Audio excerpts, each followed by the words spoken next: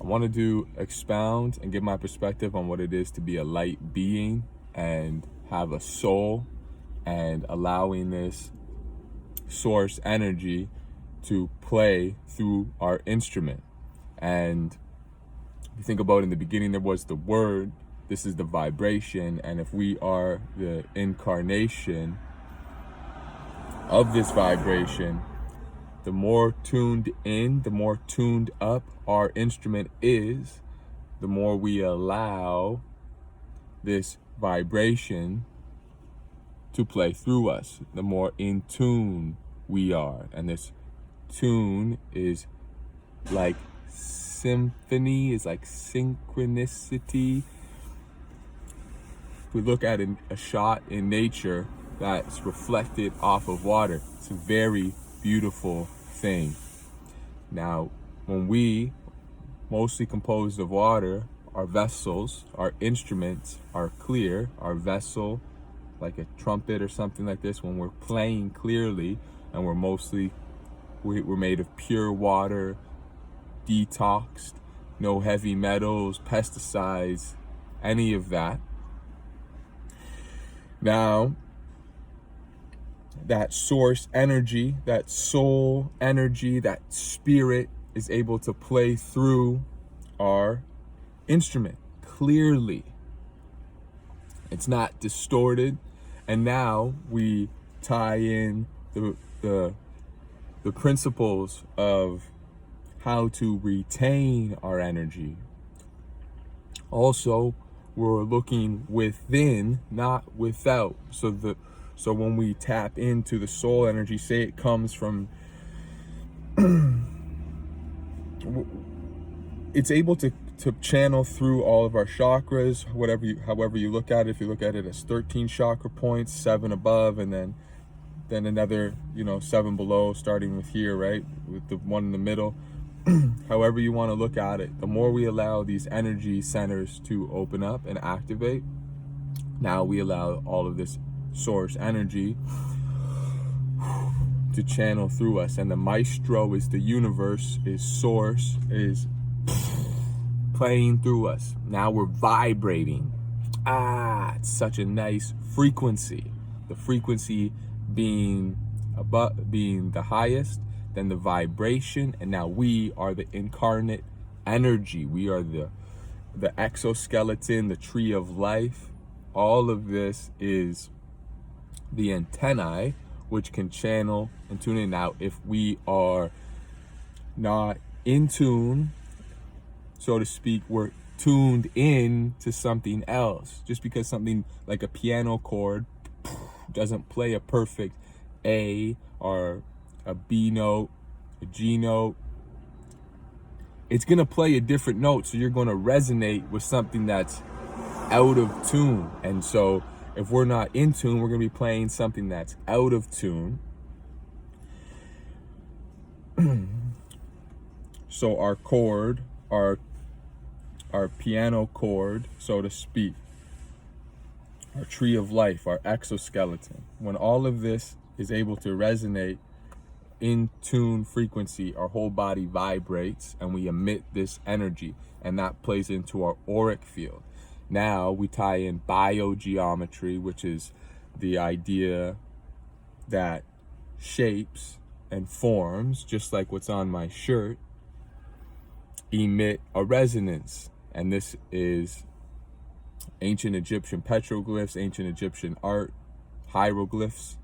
This is ties back to the vowels, the N, T, R, that the Egyptians depicted, which ties into nature. And then we have the artificial replication of that, which could be considered the internet, N, T, R, N, T, right? So they're just trying to replicate what nature does, NT naturally. So once we learn how to cycle this energy and keep it within our vessel, soles of the feet together, meditation pose, the spinal energetic highway is straight, clear. We're doing our mudras with our hands, right? Channeling the energy, circling it back through. Now we're in a meditative stage. We're allowing the brain's energy that's projecting our reality around us. We're projecting it onto the back of our eyes, so to speak. So now if we go into that hyro chamber, or we put blindfold on, now all of this energy is going to be projected onto all of this computing power. This brain power is being projected onto the back of our eyelids instead of creating our reality. Now this is where we can start allowing our source energy, our soul energy that we talked about earlier, to be reflected onto our canvas, aka the back of our eyelids, the darkness. Now we're creating. We're not allowing ourselves to be the reflection of the external. We're allowing the internal to be reflected on our external projection. Now, the law of resonance, the law of frequency, magnetism in this universe is that we're going to magnetize more of this electrical flow, which is basically the electrical flow is the soul energy. We're the light beings. So now we channel this electricity, we project the light onto our canvas, which is the reflection of our soul, because we're in tune. And now we're going to be experiencing more and more of this in our external reality. And when we become still, our waters become still, this is the best time for a reflection picture in nature to take place. When the lake is perfectly still, now you can get the reflection of the trees, you can get the reflection of the stars. So when our waters are still and we're in our natural state, now our soul can reflect onto our waters, our vessel, and bada boom, bada bang, all of this is a self-feedback loop. We're now keeping our electricity, our energy in our feedback loop instead of expelling it into the external and losing it into the energy extraction matrix. Now we're creating our own matrices.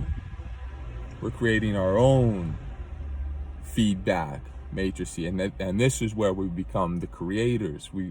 And the more we do this, the more we stand in this meditation in our creator pose, the more we're going to be able to tap into our soul energy and operate within the external matrix with a reflection of what reflects our soul, our source. So, recognizing that all of this is bioelectric, we are electric beings. We have plasma. Our blood is plasma flowing through us, and we learn how to use the chi energy, the orgasm energy for internal use, and we use this electricity right now. If we're doing this solely by ourselves, this is a good time to harness our energy, learn how our internal energetic system works. If we're going to be partaking with a partner, this is a lot more energy to deal with. So if I have a female with me, I'm the electrical output, she's the magnetic receiver.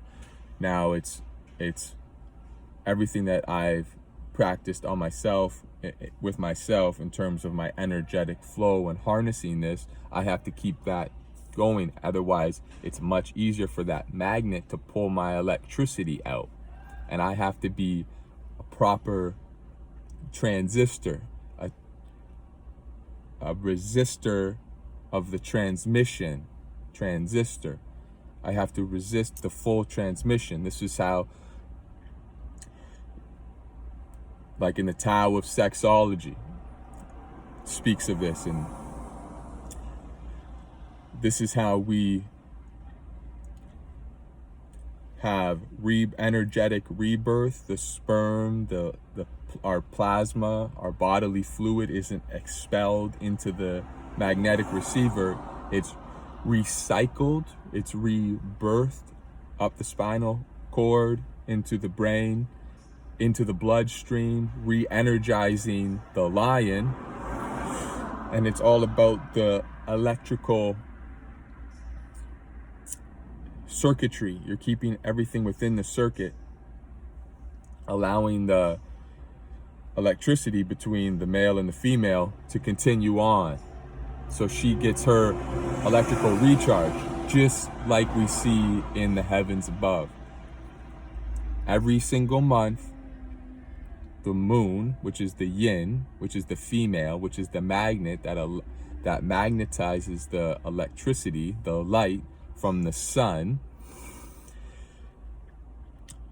Boom, what happens on the new moon? The moon is dark, it's depleted, it's waning, it's waned, it's drained. It goes to the same place in the sky as the sun, and it hits that recharge button. Now that tether extends, the moon is now waxing, it's maxing, the moon is recharging its energy. That tether starts to expand. This is just like the depictions of Thoth, the Atlantean, expanding the space with the tether. Just like we have that silver cord from our soul, now we have space to create. And what happens? That cord goes as far as we can see.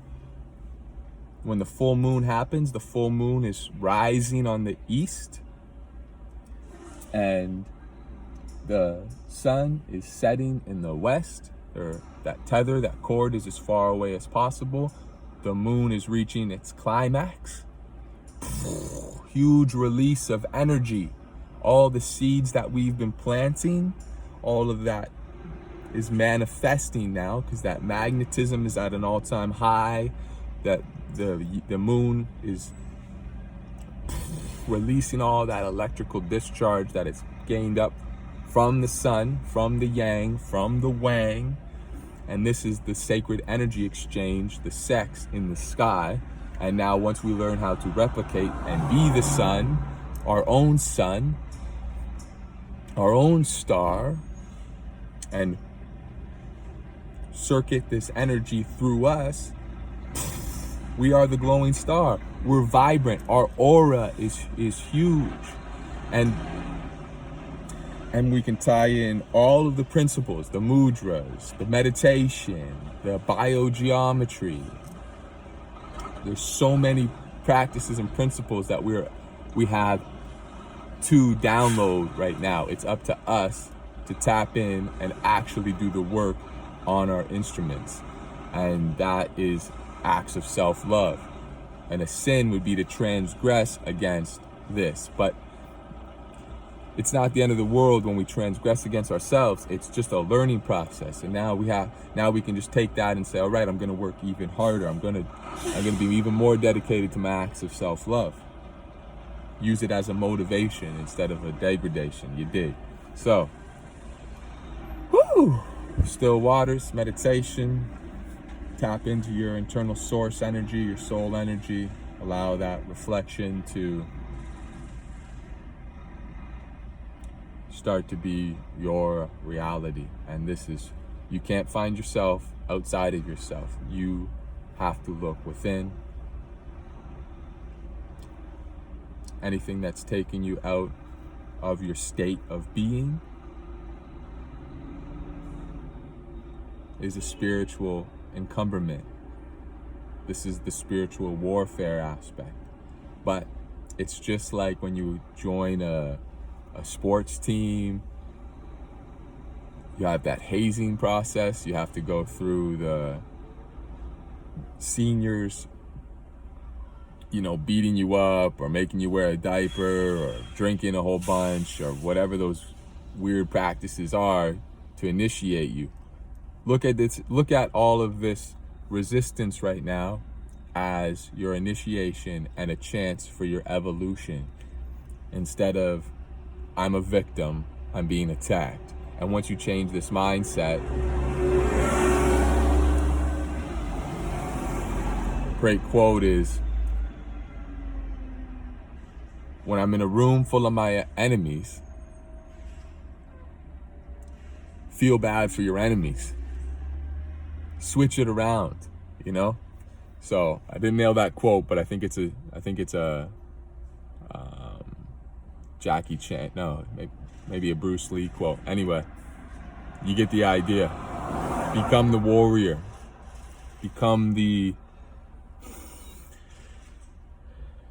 Be so involved internally that you have no choice but to be the top dog, the top